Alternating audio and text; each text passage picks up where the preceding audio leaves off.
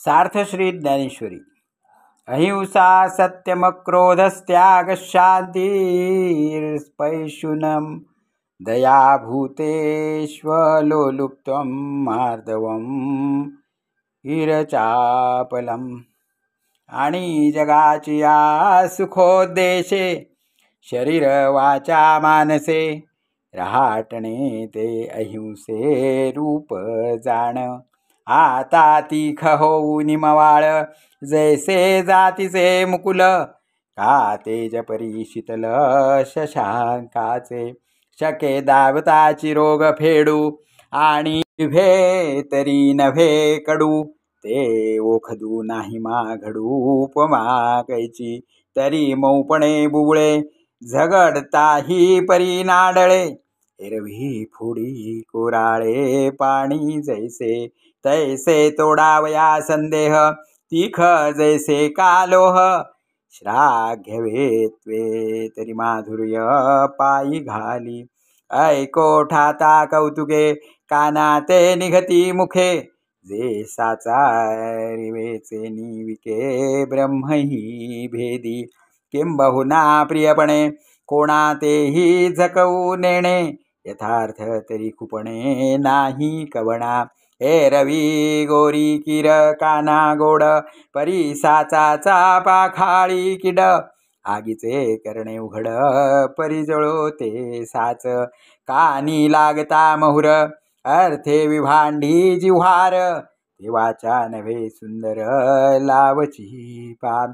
परी अहिती कोपोनी सोपे लालनी मऊ जैसे पुष्प ये मातेचे स्वरूप जैसे का होय तैसे श्रवण सुख चतुर परिणामोनी साचार बोलणी जे अधिकार ते सत्य येथे। जगाला सुखी करण्याच्या उद्देशाने शारीरिक वाचिक व मानसिक व्यवहार करणे याला अहिंसा हे नाव आहे। आता मोगरीची कळी जरी बारीक असली तरी मऊ असते किंवा चंद्राचा प्रकाश तेजस्वी असला तरी शीतल असतो त्याप्रमाणे जे भाषण असते ते सत्य होय। जे दाखविल्याबरोबर रोग नाहीसा होतो आणि जे जिभेला तर कडू लागत नाही असे औषधच जर कोठे आढळत नाही तर सत्याला साजेल अशी गोष्ट योग्य उपमा तरी कोठून सापडणार। पण जसे पाणी बुबुळावर झडपले असता आपल्या मऊपणाने त्यास यत्किंचितही इजा करीत नाही एरवी तेच पाणी कठीण खडकालाही फोडून बाहेर पडते तद्वत भ्रममोहळा तोडण्यात जे लोखंडाप्रमाणे कणखर असते पण कानाला माधुर्याहूनही मधुर लागते जे ऐकताना कान जणू काय घटाघट त्याचे प्राशन करतात परंतु जे आपल्या खरेपणाच्या सामर्थ्याने ब्रह्मतत्वाचीही फोड करते एकंदरीत जे प्रिय गोड वाटूनही कोणास झकवत नाही आणि खरे असूनही कोणास खुपत नाही नाहीतर पारध्याचे गाणे कानाला मधुर लागते पण हरिणीला प्राणघातक ठरते